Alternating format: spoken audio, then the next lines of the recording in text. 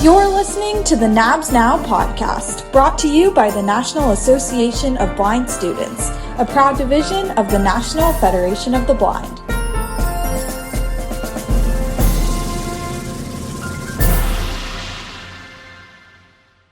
You're listening to the NABS Now podcast. I'm your host, Lina, and today we're diving into self-advocacy, specifically during virtual learning and online classes. We're going to take a little bit of a different approach to our episode today, but I'm going to let our guests introduce themselves first, and then I'll explain a little bit more.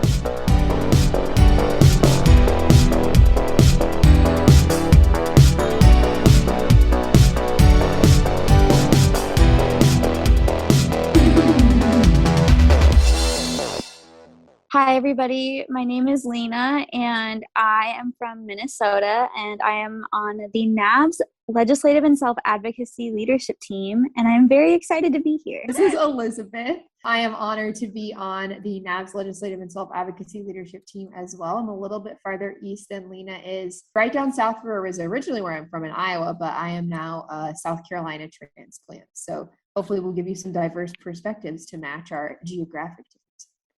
We're so excited to have you guys, and I'm extremely excited to get into online learning advocacy.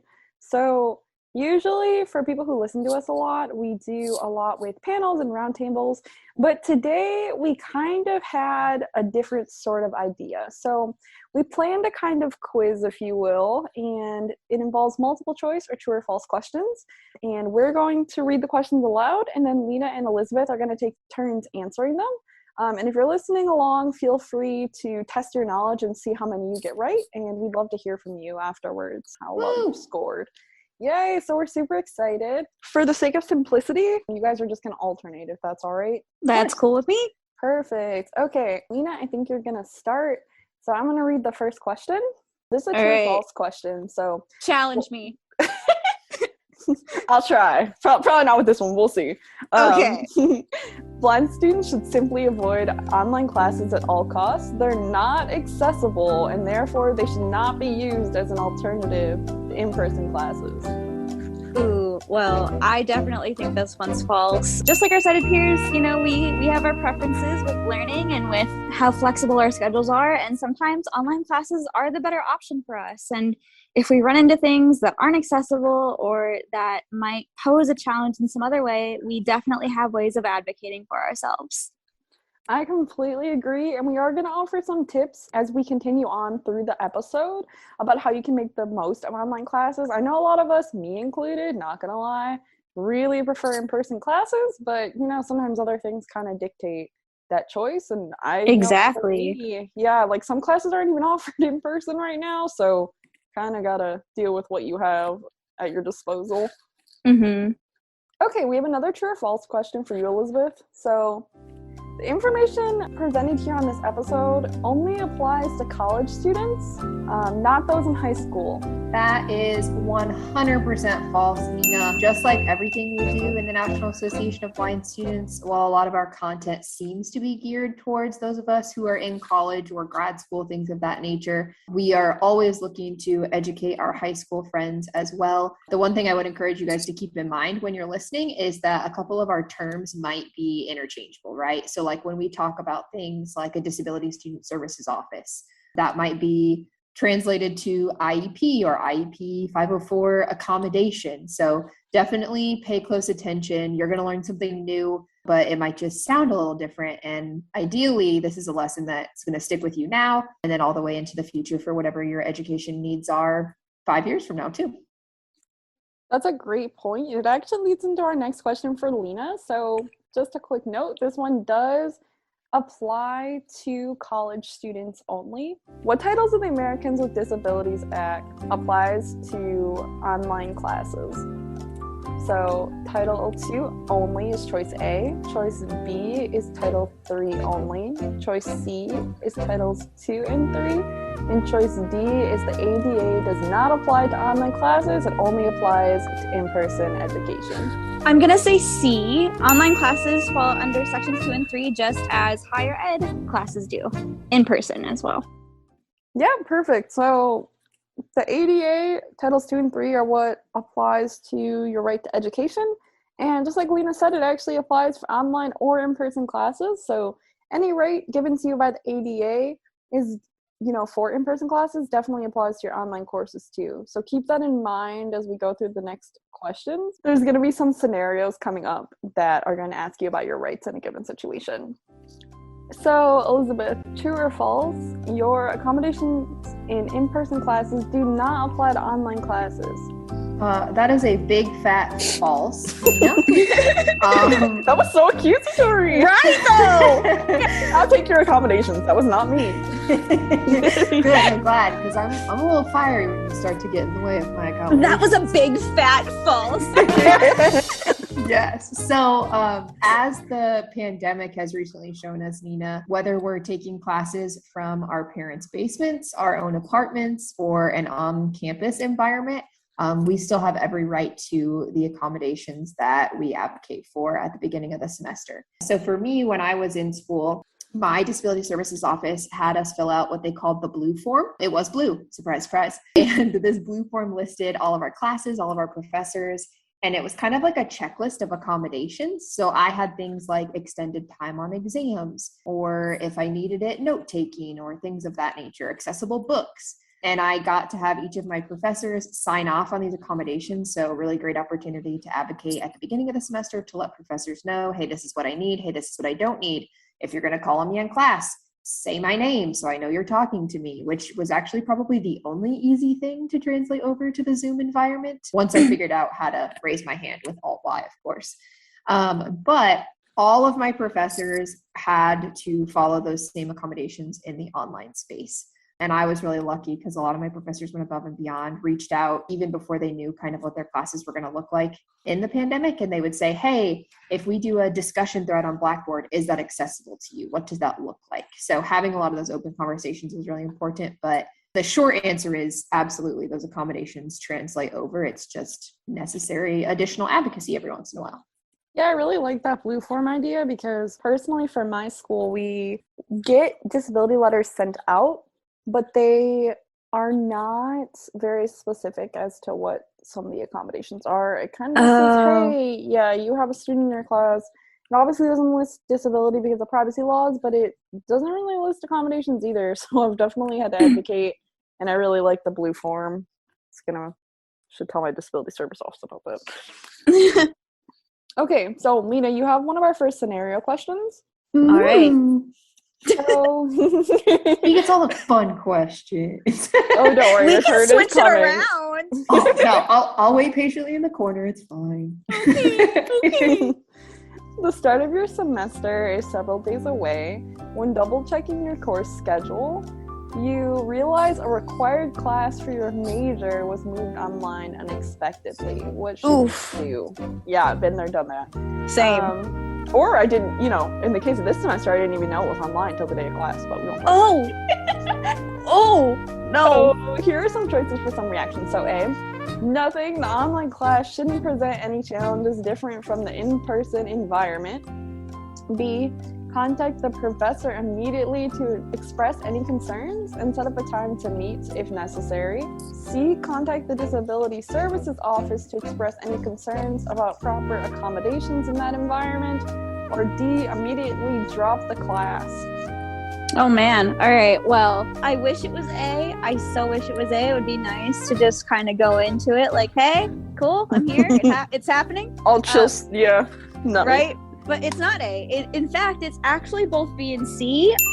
While dropping classes is the student's choice, obviously, for required classes, I myself especially would prefer not to do that. I instead would prefer to reach out to my disability services office to see if we couldn't figure something out with accommodations. I actually had to do a lot of that this semester. I am taking a required science course, and this course has a lot of visual components that I just simply couldn't do and that weren't necessarily accessible with a screen reader. So I reached out to my disability services office to figure out different tactile graphic ideas and different simpler screen reader friendly options to be able to interact with the same activities and do the same assignments that everyone else in the class was doing. And it's worked out really well so far, and we are almost halfway through. So yes. That's awesome.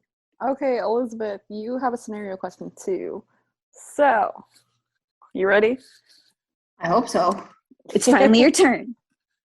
Yes. So, you are in an online history class. The ad drop deadline has already passed. You have always preferred taking your own notes. However, you can't follow along with the instructor's notes being shared on the screen via screen share. And your school doesn't really possess software that could help. You already contacted your disability services office. What should you do? A, speak to the professor and see if you can come up with a solution, such as obtaining the instructor's notes ahead of time. B, ask a classmate if you can swap notes after each class. C, revisit the issue with your disability services office. Or D, decide to request a note taker as an accommodation. Okay, so this is a really good question, Nina, because I think this really encapsulates the idea that everyone is going to have a different personal preference. So all of these answers in my mind could actually be correct answers. It just really depends on what you're the most comfortable with. Me personally, I honestly think I would probably start by talking to my professor, just because I think that's going to be the most expeditious way to get through the problem.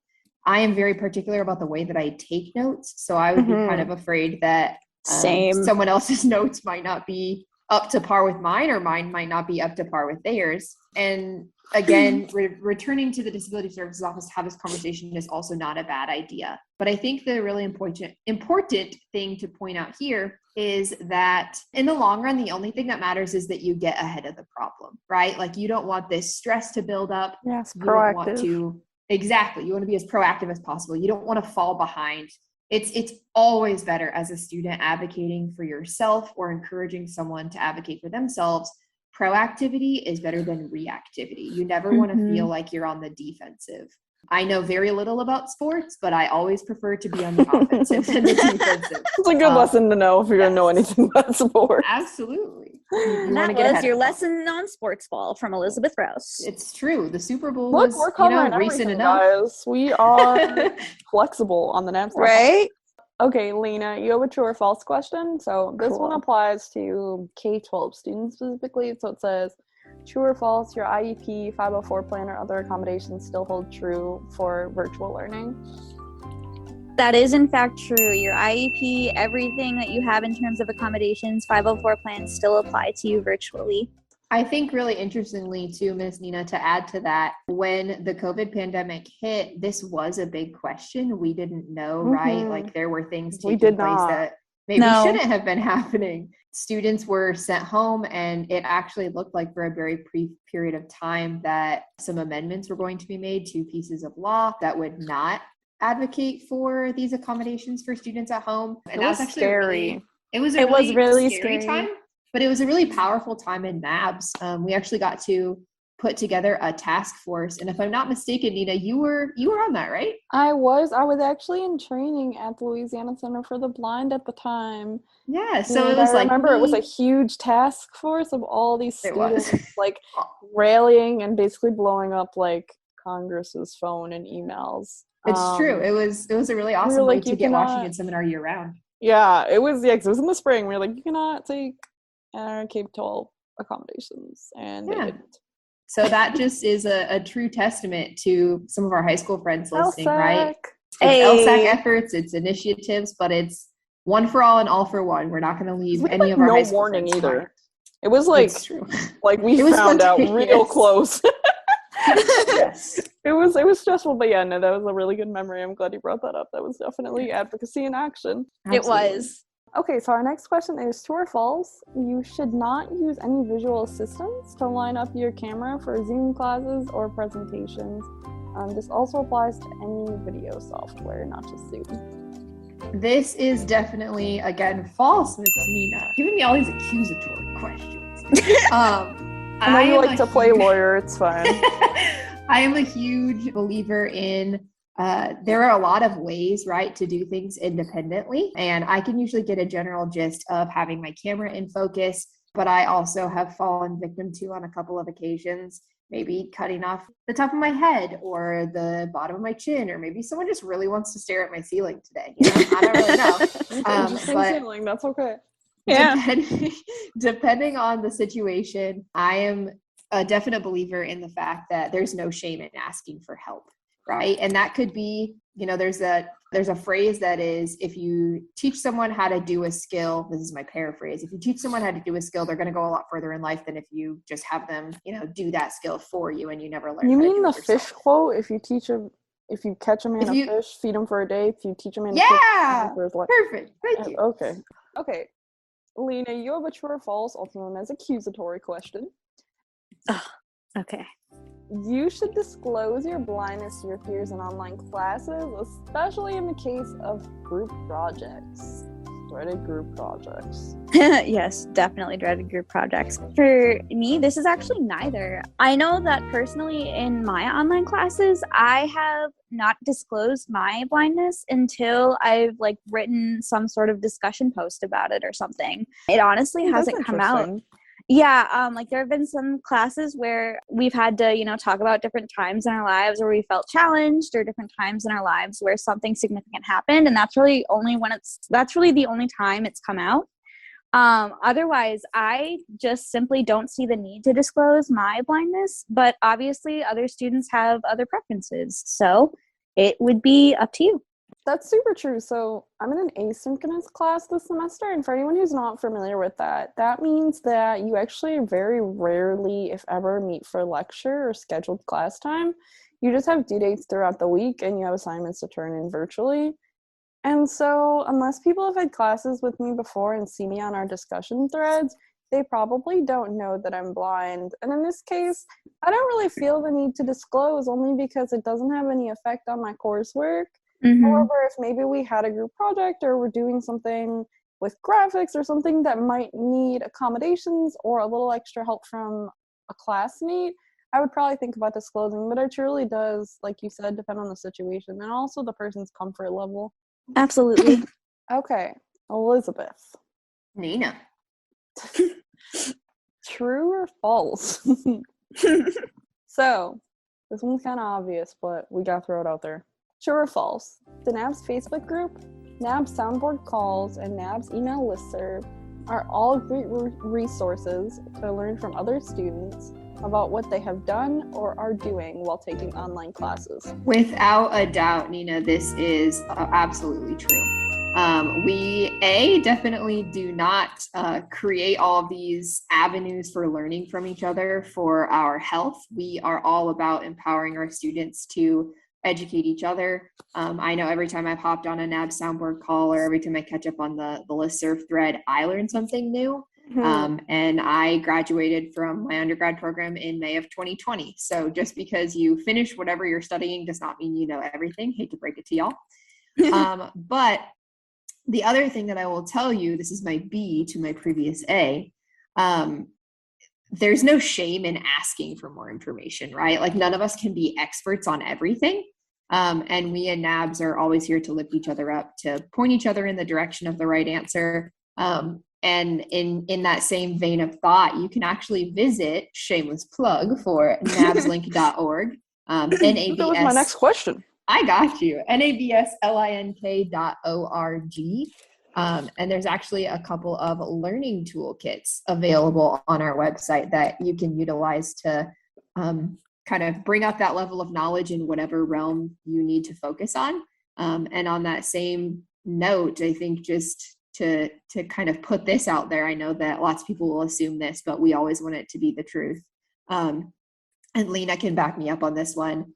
The NABS Legislative and Self-Advocacy Committee, along with all of our other leadership teams for outreach, for fundraising, for diversity, equity, and inclusion, we are always here for you guys, no matter what. So if you've got a question, if you're stumped about something, if you stumble across a really awesome resource and you think someone else could benefit from it, we want to hear about it. When you succeed, we want to celebrate with you. And when you're not doing as great as you'd want to, we want to lift you up to a point where you can do better, you can improve yourself. And if there's any way that we can help out in that process, we are here for you guys. You can always reach out to us through the website, through your personal contacts, whatever avenue you find, Call me, beat me if you want to reach me. Trademark Kim Possible.